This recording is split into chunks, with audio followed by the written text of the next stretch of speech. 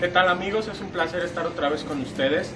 El día de hoy revisaremos el diagnóstico y las principales fallas de los sensores de posición de cigüeñal y árbol de levas de la línea Tomco.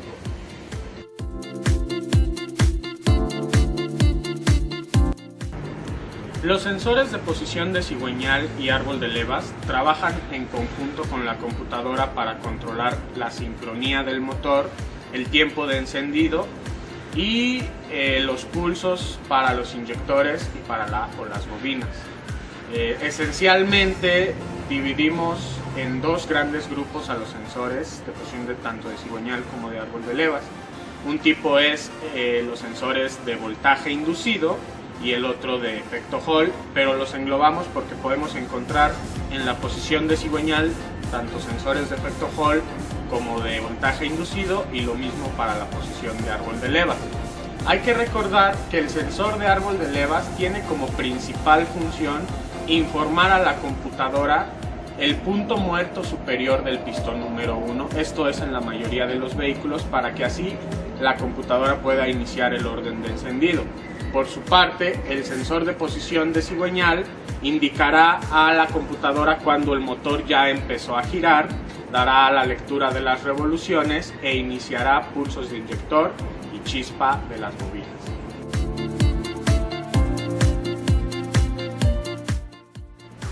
Los sensores de tipo efecto Hall están construidos internamente por un circuito electrónico y un captador que entrega a la computadora una señal de frecuencia. Lo vamos a ver más adelante en el osciloscopio.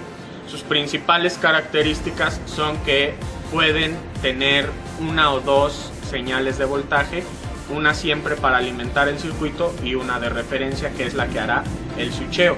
El efecto Hall es un transistor que es conmutado por medios magnéticos. Estos sensores generalmente vamos a encontrarlos con 3 pines a la salida y no se les puede revisar con nuestro multímetro nada si no están alimentados. No entregan resistencias o alguna señal que nosotros podamos medir hasta que los conectamos y echamos a andar el vehículo.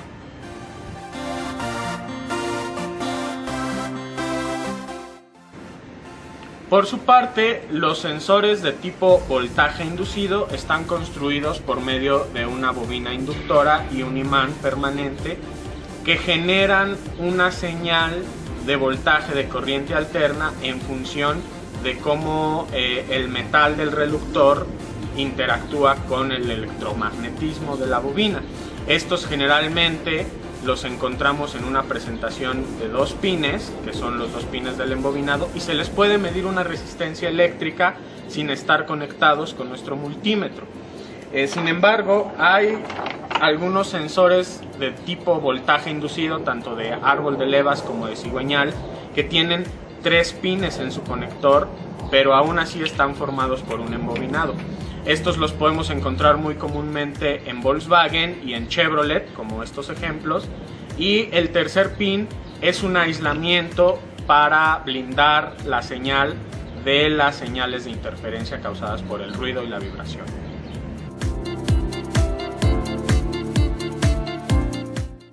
Como les comentaba, a los sensores de tipo efecto Hall realmente no les podemos hacer una prueba desinstalados del vehículo. Si ustedes se fijan, no habrá una resistencia que podamos medir en ninguno de sus pines y que nos diera una lectura que pudiéramos comparar con algún parámetro de diagnóstico, el manual de reparación, porque los pines del conector están conectados directamente a componentes electrónicos como transistores, capacitores, inductores, etcétera, dependiendo del diseño del circuito, y solamente hasta que se alimenta dicho circuito podemos obtener una señal en frecuencia. Pero a los sensores de tipo voltaje inducido, que son simplemente un embobinado y un imán, sí podemos hacerle algunas lecturas, sobre todo de resistencia, y algunas pruebas básicas para determinar si están funcionando correctamente o no. Aquí tenemos un ejemplo de un sensor de tipo voltaje inducido al cual le hemos acoplado un arreglo de un LED con una resistencia aproximadamente de 1 kilo ohm, y en el cual podemos ver cómo genera su propio voltaje. Al ser un inductor, hacemos pasar a través de él un imán y podemos generar un voltaje, que es precisamente lo que la computadora va a leer para saber que el sensor está funcionando. Fíjense cómo cuando hacemos pasar un metal a través del sensor, obtenemos una respuesta de voltaje que ilumina un LED. Si queremos ver la generación de voltaje un poco más gráfica, podemos conectar el sensor directamente al osciloscopio y miren lo que sucede. Aquí estoy simulando que pasa el metal del reluctor y hay generación de voltaje. Estos son los picos de señal que la computadora detecta. Obviamente ya cuando veamos las pruebas en un vehículo vamos a ver la señal un poco diferente, un poco más sinusoidal. Cuando tenemos un sensor de voltaje inducido, la prueba más rápida que podemos hacer es medir directamente la resistencia de su embobinado interno, y eso nos va a decir si el sensor funciona o no funciona. Vemos aquí un ejemplo con un sensor de Renault y tenemos 229 ohms de resistencia. Aquí tenemos un sensor de Chevrolet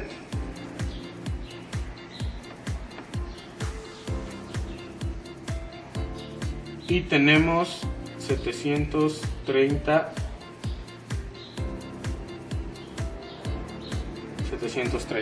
ohms. Cuando tenemos un sensor que sabemos que es de voltaje inducido pero tiene 3 pines, normalmente medimos la resistencia del embobinado en el pin de en medio y uno de los 2 pines de los extremos, y ese es precisamente el que tenemos que buscar. Entre estos 2 pines no tenemos nada, pero entre estos dos, el central y el izquierdo, tenemos 569 ohms. De igual manera, en el sensor de Volkswagen vamos a buscar,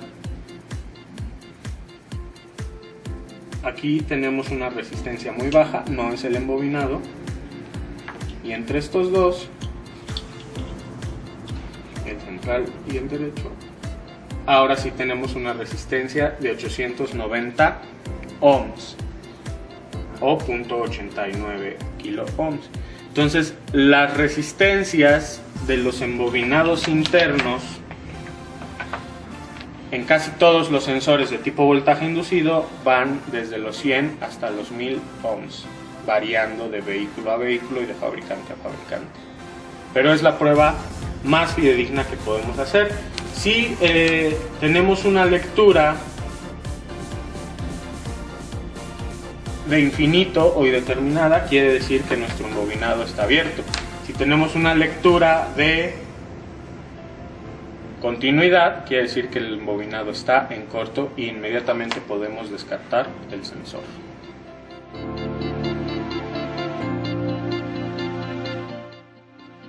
En este caso tenemos un SEAT Ibiza motor 2.0 con un sensor de posición de cigüeñal de tipo voltaje inducido, que ya habíamos visto que tiene 3 pines.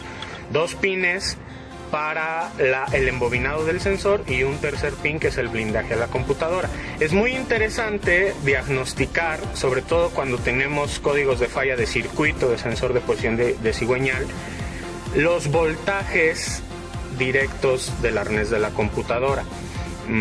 Como los sensores de voltaje inducido generan su propio voltaje, no necesitamos una alimentación, pero es muy interesante ver cómo en el arnés de la computadora de este vehículo el cable negro es nuestro blindaje o nuestra tierra y el blanco y el café son los 2 cables de señal del sensor. Pero vean qué sucede. Tenemos aquí un voltaje de 2.5 volts y otro voltaje idéntico de 2.5 volts en las 2 líneas que van al embobinado del sensor con tierra chasis o tierra del blindaje de computadora. Estos 2 voltajes de 2.5 cuando nosotros conectamos el embobinado del sensor, se van a contrarrestar y vamos a tener los 0 volts de referencia para que el sensor pueda empezar a generar su propio voltaje, pero son muy importantes de revisar porque son los voltajes de referencia que la computadora utiliza para determinar que el sensor está conectado y que el circuito está completo. Si llegan a fallar, podemos tener un código de falla y no es culpa del sensor. Ahora vamos a pasarnos a ohms y revisar, como lo hicimos en la prueba de banco, la resistencia del embobinado del sensor de posición de cigüeñal. Como el motor estuvo funcionando ya un rato, esta resistencia ya aumentó a más de 1 kilo ohm. En frío va a darnos una lectura un poquito más baja, como lo veíamos en la prueba de banco. Ahora sí podemos conectar el sensor y hacer el monitoreo de la señal con nuestro osciloscopio.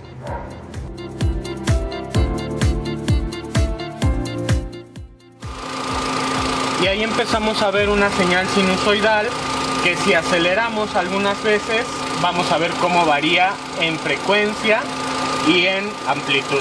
Vamos a acelerar.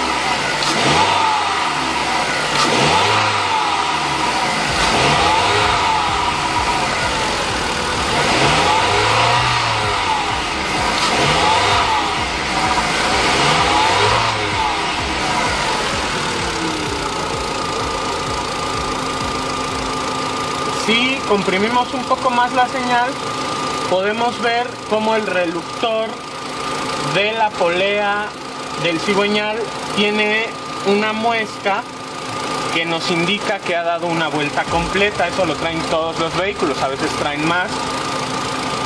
Y lo que es muy importante revisar es que cuando estamos en marcha lenta, la amplitud de la señal se mantenga estable y no oscile, porque eso nos puede decir que el reductor está deformado. Si nosotros lo queremos revisar con nuestro multímetro, ponemos el rango de frecuencia en hertz y vean cómo en marcha mínima tenemos 795, 780 hertz, y al acelerar vean cómo aumenta esta frecuencia.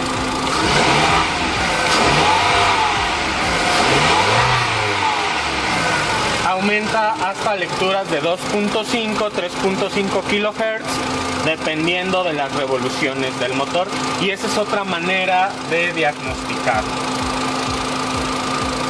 Finalmente, si tenemos nuestro foquito LED con nuestra resistencia, también podemos revisar la señal de esta manera.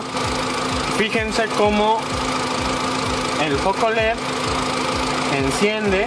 El parpadeo aquí casi no se aprecia por la alta frecuencia, pero nos da una idea de que el sensor está funcionando.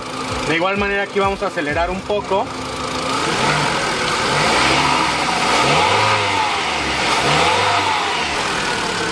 Y llegamos a un punto en el cual la frecuencia es tan alta que el ojo humano no puede distinguir el parpadeo de nuestro foco LED. Pero también es una buena forma de darnos una idea de que el sensor está funcionando.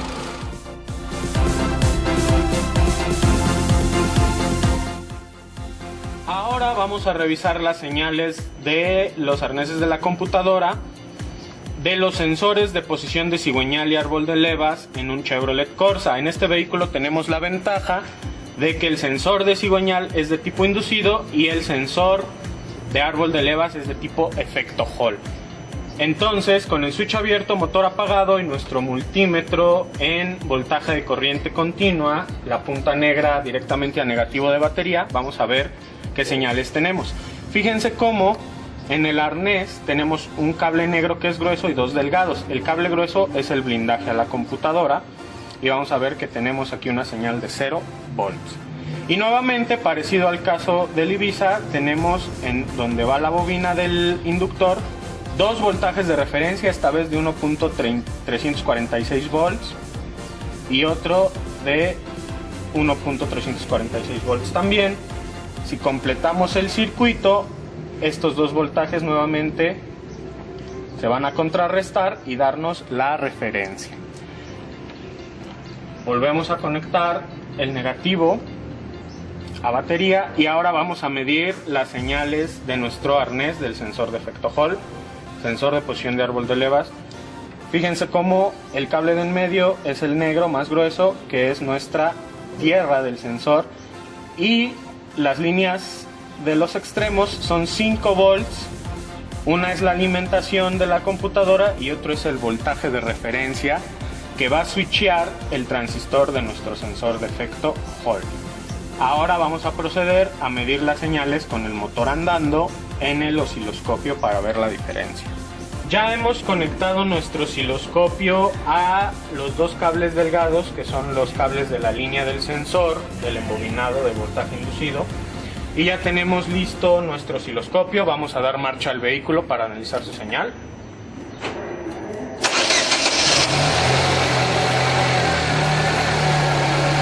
Nuevamente vemos una señal de onda sinusoidal. Si la comprimimos podemos alcanzar a notar en el reductor la ranura más amplia que marca la vuelta completa. Y ahora vamos a acelerar el vehículo.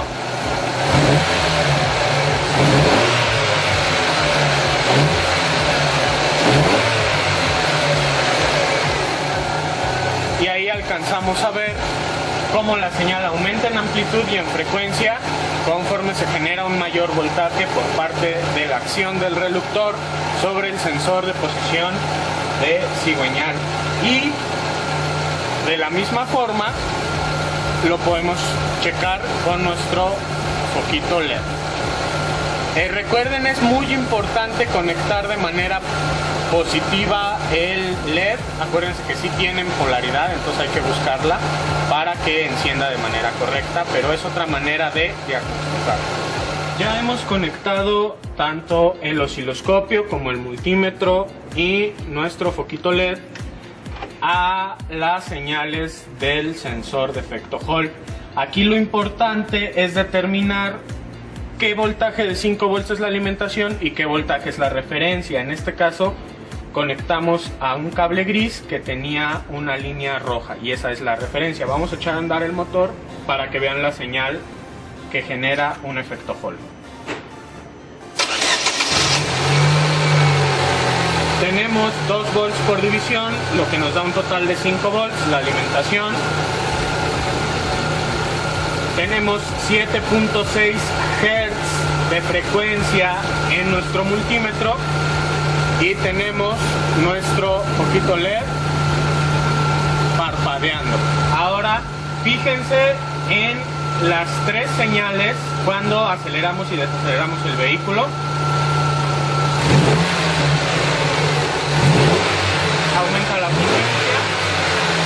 Aumenta la frecuencia acá y aumenta el parpadeo en nuestro foquito LED. Y así diagnosticamos un sensor de efecto Hall.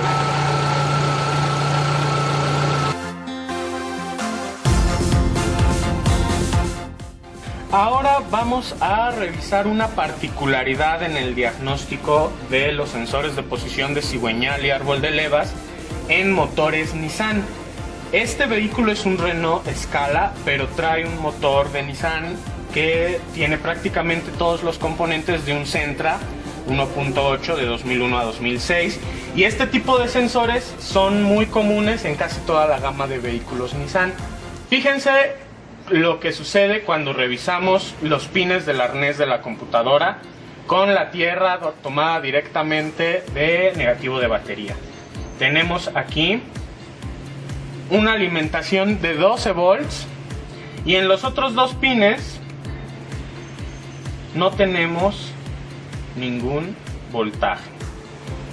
¿Qué quiere decir? Que nos hace falta el voltaje de referencia para el switcheo de nacional, pero esto es normal en estos vehículos. Ese voltaje solo lo vamos a tener hasta que conectemos el sensor y echemos a andar el vehículo, y vamos a monitorearlo ahora en el osciloscopio.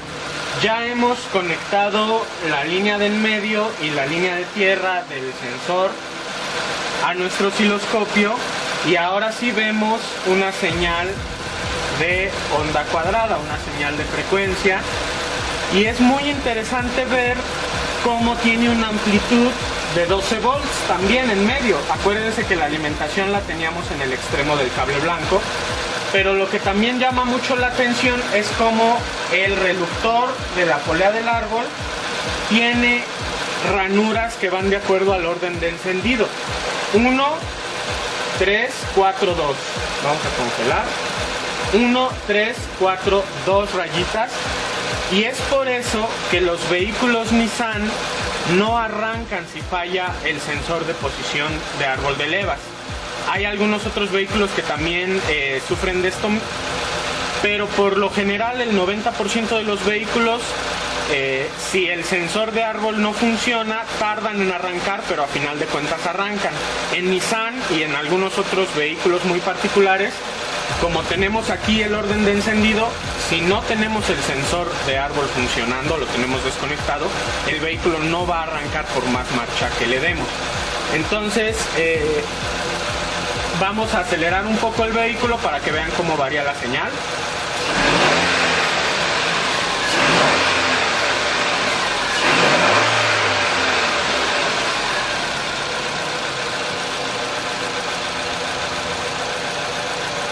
Y vemos cómo tenemos ya un voltaje en señal de salida, que si nosotros midiéramos con el multímetro, no nos va a dar un voltaje fijo, nos va a dar un voltaje oscilante, por lo menos en corriente continua, porque no debemos de diagnosticar voltaje.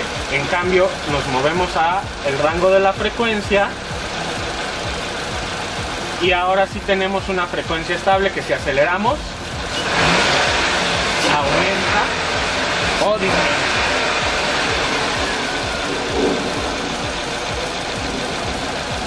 Y así se diagnostican este tipo de sensores de efecto Hall de Nissan.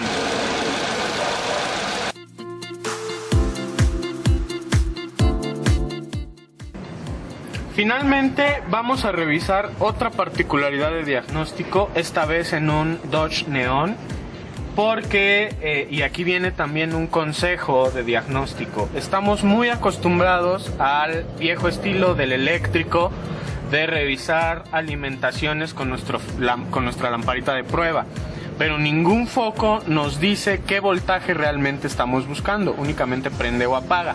Hemos visto cómo algunos sensores se alimentan con 5 volts y otros se alimentan con 12, que son los dos voltajes nominales que existen, y vamos a ver ahora la alimentación en el sensor de cigüeñal y de árbol en un Dodge Neon 2.0 para que vean cuál es la diferencia. Aquí tenemos el arnés del sensor de árbol tipo efecto Hall, tenemos la tierra en la parte de en medio y fíjense qué alimentaciones tenemos.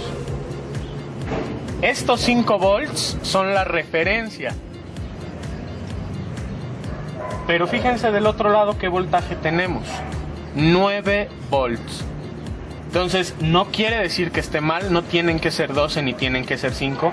El circuito de computadora de este vehículo está diseñado para operar con 9 volts y tenemos que aprender a diagnosticarlo correctamente, tanto en sensor de posición de cigüeñal como árbol de levas.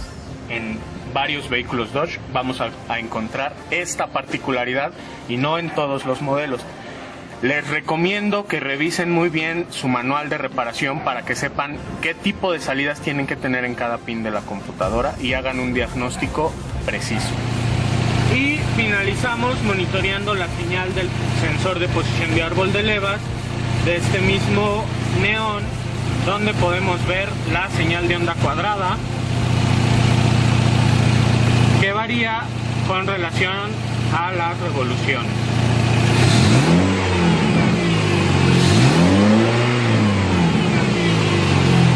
Únicamente variando su frecuencia más no su amplitud.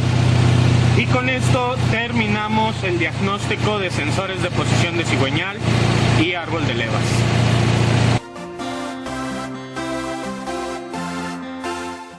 Muy bien amigos, esto ha sido todo por hoy. Recuerden que el diagnóstico de los sensores de posición de cigüeñal y árbol de levas requiere de conocimiento de qué tipo de sensor estamos diagnosticando, qué alimentaciones debemos esperar de la computadora, no dejarnos llevar por un código de falla y revisar bien las señales tanto de la computadora como del sensor. Y vimos que no necesitamos forzosamente tener un osciloscopio. Con nuestro multímetro, de preferencia que pueda medir hertz, o incluso con un foquito LED, podemos salir del apuro. Si tienen alguna otra duda o comentario o un caso especial, no duden en comunicarse con nosotros a nuestra página de Facebook. Nos encuentran como Tomco de México, nuestro canal de YouTube, Tomco Fuel Injection, o a través de nuestra línea de soporte técnico 01800 801 5042.